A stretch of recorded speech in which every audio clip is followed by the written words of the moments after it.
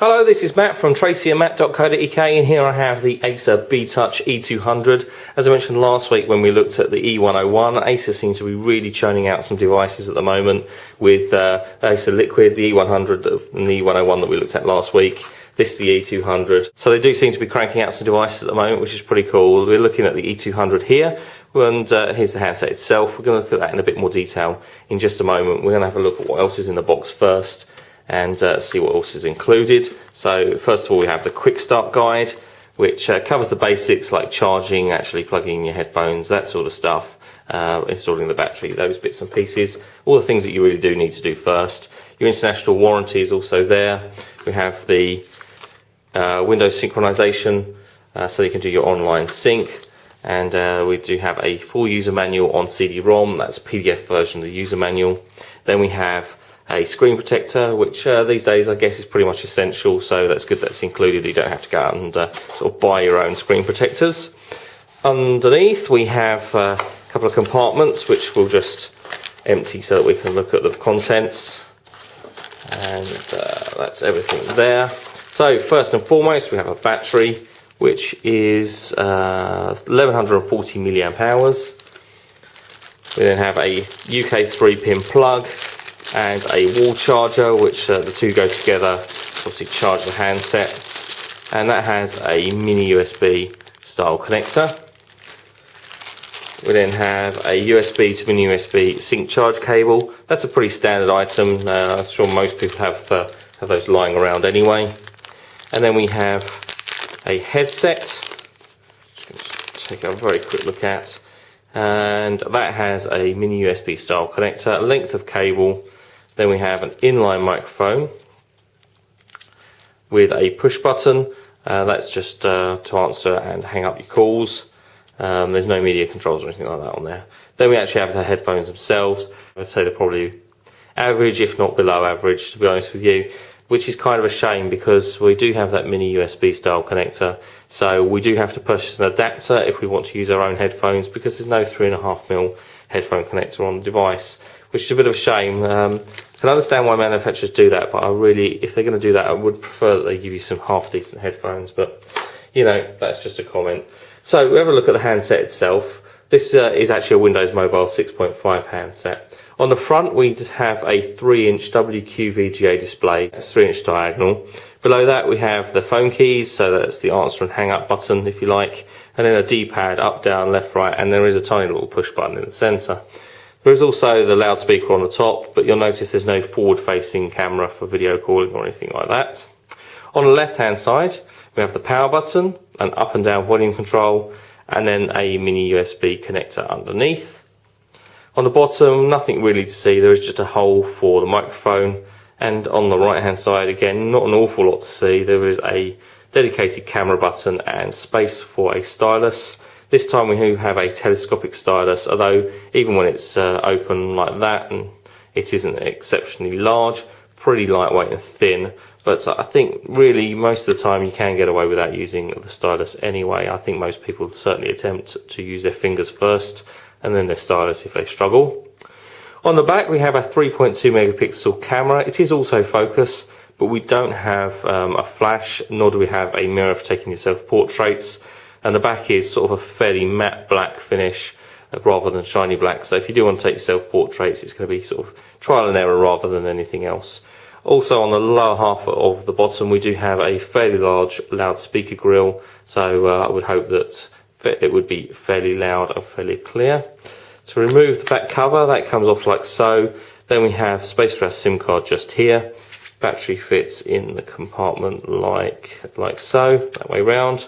And then we do have space here for a micro SD or SDHC memory card.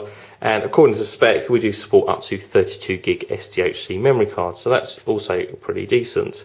Just pop the back cover, if we get it around the right way, pop the back cover on like so. Back cover is fairly plastic, but again, once it's actually in place, once it's actually locked down like that, it is fairly robust, and that's not really going to fall off.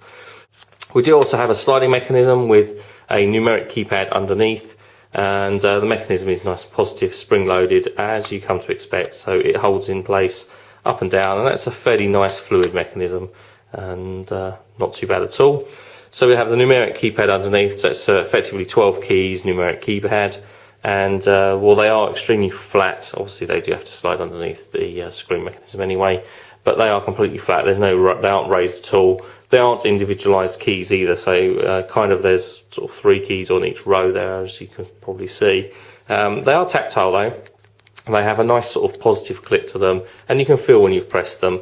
But I suspect that single-handed texting might be a little bit more tricky, and you might want to look at what you're doing rather than sort of feel what you're doing.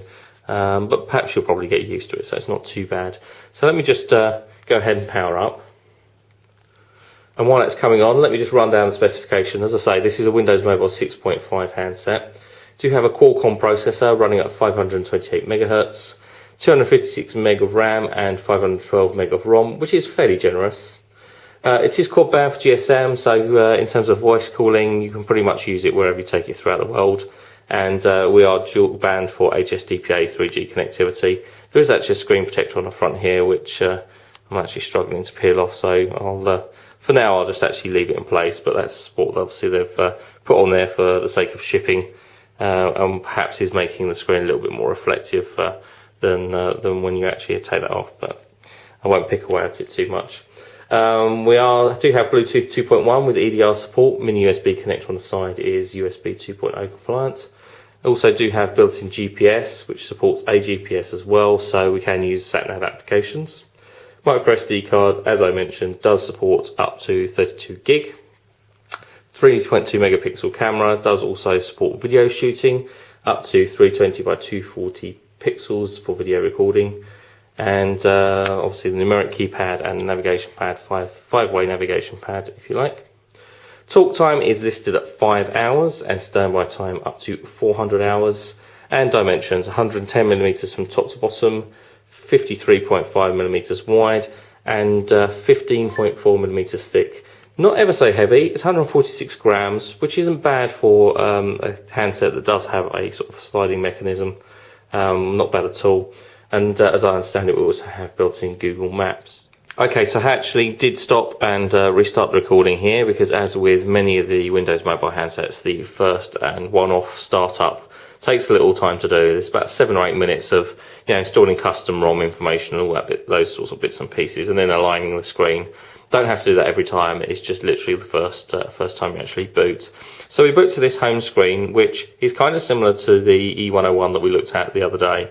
With icons kind of on the desktop. Backlight's just turned off. Just turn it back on. With icons on the desktop, as you can see here, so we can actually move around these icons to actually access them using the D-pad underneath. If you can make that out there. As you can see, the screen is extremely reflective. I know I am recording somewhere that's reasonably bright, so you can see the handset, but actual fact, the reflection on this screen is among the worst that I've seen, to be honest with you. So I don't know if that's down to the screen protector that's on there, which I don't seem to be able to remove, or what really, but I think using this handset outside, certainly in bright conditions, might be a bit more tricky. But moving on, underneath here we actually have a little settings button, so we can actually delete the Internet Explorer, Windows Media and Messenger. We can't delete the phone, text and phone book there, but we can change those middle 3 and we can add an additional 3 underneath, which we can do so. We can customize that. We can also lock the handset, but then we can push the button in the middle, which brings up the start menu. Then we have a standard Windows Mobile 6.5 start menu, which is sort of like this honeycomb style or staggered arrangement, which does just make it a little bit easier to use your finger to actually press the icons.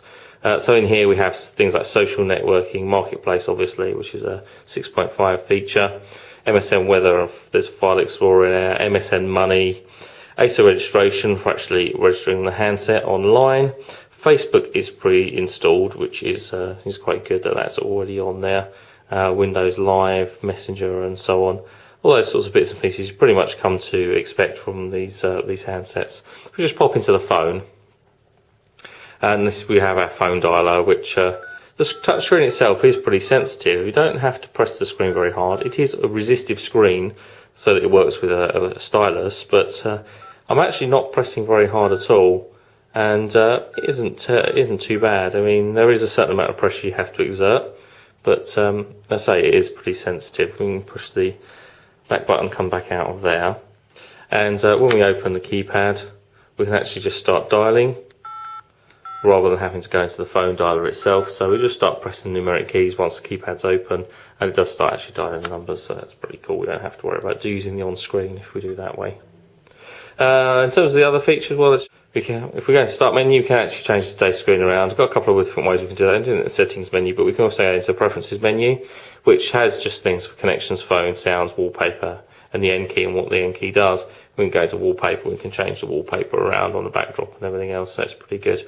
So say touchscreen is pretty sensitive and kind of impressive, but certainly in bright light, I appreciate that, as I say, it's pretty bright in here, but even just me looking at this screen rather than just the camera, it is fairly difficult to see in this bright conditions. So that's perhaps a little bit disappointing in its sort of bright or daylight performance. But we'll have a full review of the Acer beTouch E200 over the next couple of weeks. If you want to follow us on Twitter we are Tracy and Matt, so that you can actually get our updates, so that when we post things like reviews, news and everything else, we actually do tweet that. So it's definitely worth following us if you want to get the latest updates. So thanks for watching, and we'll have some more videos and reviews for you again soon.